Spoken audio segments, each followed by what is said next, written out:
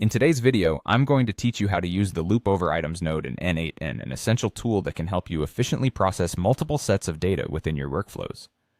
Being able to loop over items is vital for handling array data from sources like Google Sheets or even API responses. So, let's dive right into it. First up, you'll need to open n8n, the free and open source workflow automation tool. If you haven't already set it up, ensure it's running on your local machine or server. Once you've got n8n open, the second thing you'll do is create a new workflow. This blank canvas is where you'll construct your series of automated tasks. Now you're going to need an entry point for your workflow, which will trigger it to execute. There are several options you can choose from depending on your needs. For instance, you might want to use a manual trigger if you wish to kick off the process manually. Alternatively, a schedule trigger works well if you need the workflow to run at specific times. You could also use a webhook if you want it to execute based on incoming HTTP requests, or a Google Sheets trigger if your workflow should be triggered by changes within a Google Sheet. After your trigger node is in place, it's time to add the node that returns multiple items. This could be data from various sources, whether it's pulling information from a Google Sheet using the read rows option, or fetching an array of data via an HTTP request.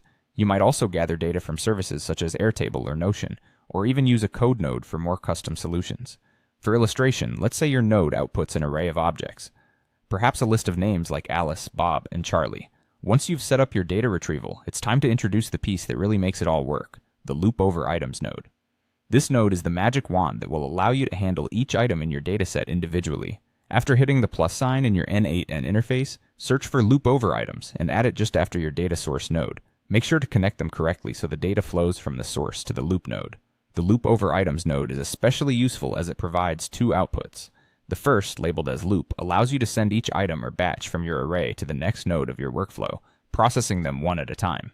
The second output, known as done, executes once all items in the loop have been processed, which you can use to trigger any closing or aggregate actions if needed. By following these steps, you can handle data arrays effortlessly, ensuring you make full use of n8n's capabilities for automation. And there you have it.